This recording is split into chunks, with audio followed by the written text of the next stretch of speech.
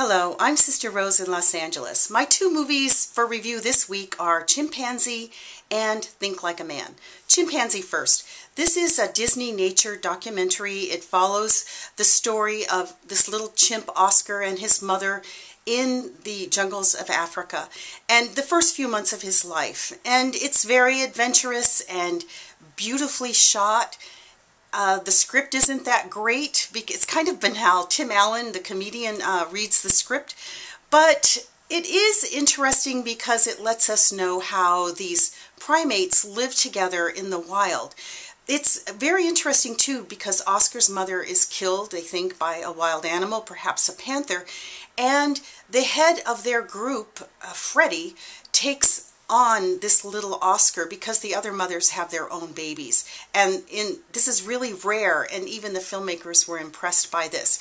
I think the purpose of the movie, it came out for Earth Day on April 22nd, I think the purpose is that it wants to let young people, especially young children, know that what these animals are like in the wild. And perhaps later on they will remember this good cutesy feeling that has been created when it's up to them to then protect environments and protect these endangered species. Even though it doesn't really say that explicitly, I think that's what the movie wants to achieve. Anyway, my next movie is Think Like a Man. This is based on a book written by the comedian Steve Harvey. He is the current host of Family Feud. He's a really funny guy. He wrote a book I think in 2009, called Act Like a Woman, Think Like a Man, which is full of advice for women on the dating scene. Well, he sold the book, I guess, the rights to the book, and so they created this story around this advice book. It's actually quite funny. Yeah, it's a message movie. It's preachy. It's basically telling couples, well, do like Ford Motor Company does, and wait 90 days before you hire somebody, but here, wait 90 days before you have sex and make some kind of a commitment with your bodies. I guess that is what he is saying.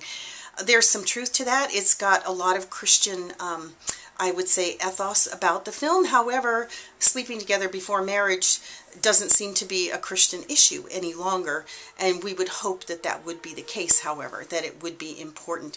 At any rate, this is highly entertaining, and if you'd like to read my longer review, please check out on faithandmedia.org or americancatholic.org. Thank you, God bless you, and I hope you'll join me next time when we look for seeds of the gospel in today's films.